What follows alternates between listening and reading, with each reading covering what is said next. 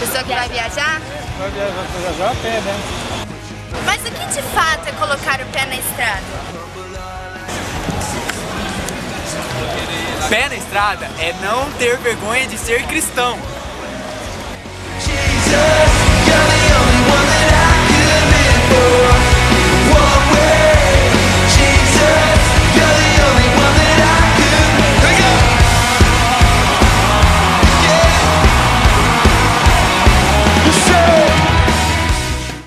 Pé na estrada é falar do amor de Jesus para as pessoas em qualquer lugar. Eu não vou parar, a estrada é muito longa, vou continuar. Mesmo em meio às lutas, eu não estou só, te sinto aqui. A vida é meu.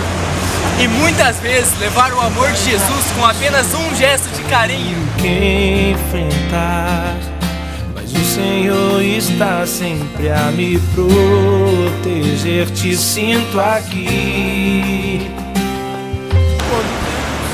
Ou apenas com um sorriso. Pé na estrada é ensinar a criança o caminho que deve andar e ela jamais se desviará dele. Eu tenho um chamado, eu jamais vou me calar.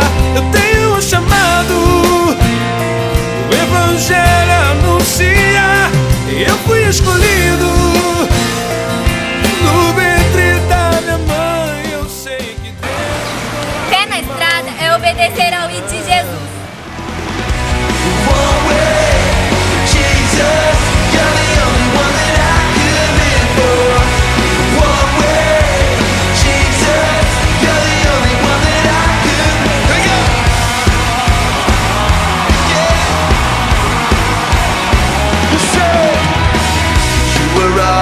Always there, and every how and everywhere.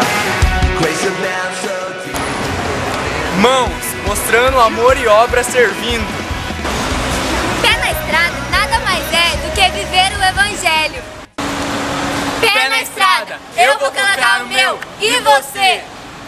e dessa estrada eu não me desvio nunca mais. Estou